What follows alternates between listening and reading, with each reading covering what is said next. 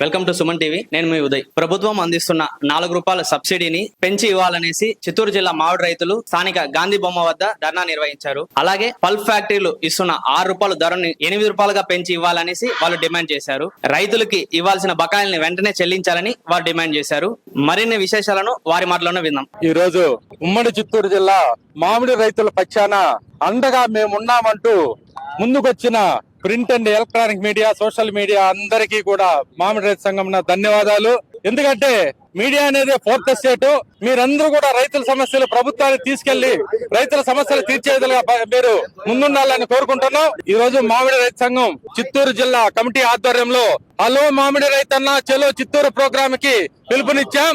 ఈ పిలుపు ఎందుకంటే గత 2 సంవత్సరాలుగా 2025 చీకటి సంవత్సరం అనుకున్నాం మామిడి రైతులకి. ఈ 2026 కూడా చీకటి సంవత్సరమే అయిపోయింది.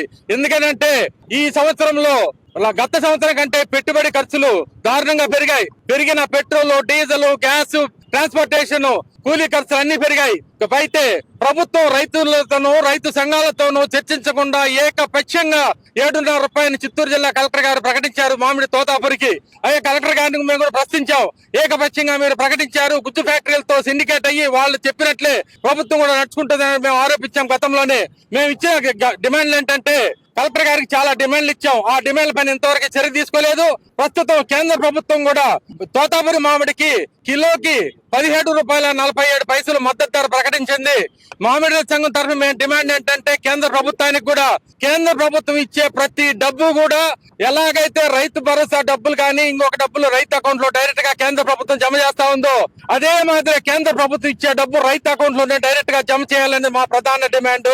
అదే విధంగా కేంద్ర ప్రభుత్వం ప్రకటించిన ₹17.47 ప్రతి రైతు అకౌంట్ లో జమ కావాలి తోతాపురి మామిడికి.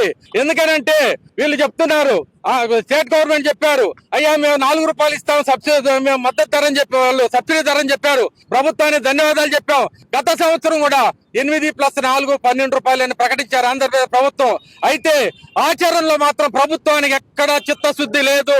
ప్రభుత్వానికి కానీ ప్రభుత్వ అధికారులు కానీ లోకల్లో ఉన్న ప్రభుత్వ అధినేతలకు, రాజకీయ నాయకులకు కానీ ఎమ్మెల్యేలకు కానీ ఎటువంటి చిత్తశుద్ధి లేదు రైతుల పట్ల.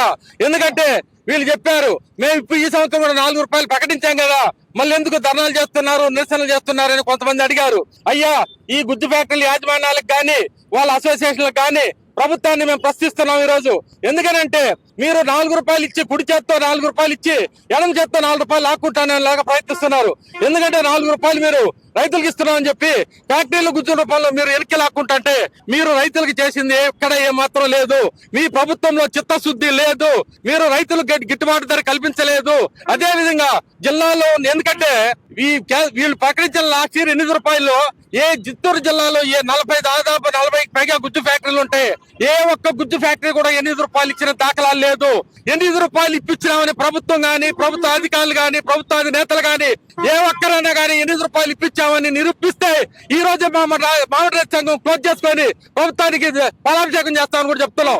అయ్యా వీళ్ళు ఇంతవరకు ఏ డబ్బులు ఇప్పించట్లేదు. ఊరికి స్టేట్మెంట్లకే పరిమితున్నారు. ఈ సంవత్సరం కూడా మేము నిరసనలు తెలియజేస్తే, ధర్నాల కార్యక్రమాలు చేస్తే ముఖ్యమంత్రి చంద్రబాబు నాయుడు గారు స్పందించి మాతో తిరుపతి ఎయిర్పోర్ట్ లో సుదీర్ఘంగా చర్చించి ₹4 మద్దతు ధర తెలియజేశారు చంద్రబాబు నాయుడు గారు. చంద్రబాబు నాయుడు గారు ధన్యవాదాలు తెలియజేశాం. అయితే చంద్రబాబు నాయుడుకి ధన్యవాదాలు తెలియజేసిన ఇక్కడ ఉన్న గానీ అధికారులు గానీ వ్యవసాయ శాఖ మంత్రి ఖచ్చితంగా ఫెయిల్ అయ్యారు ఈ విషయంలో.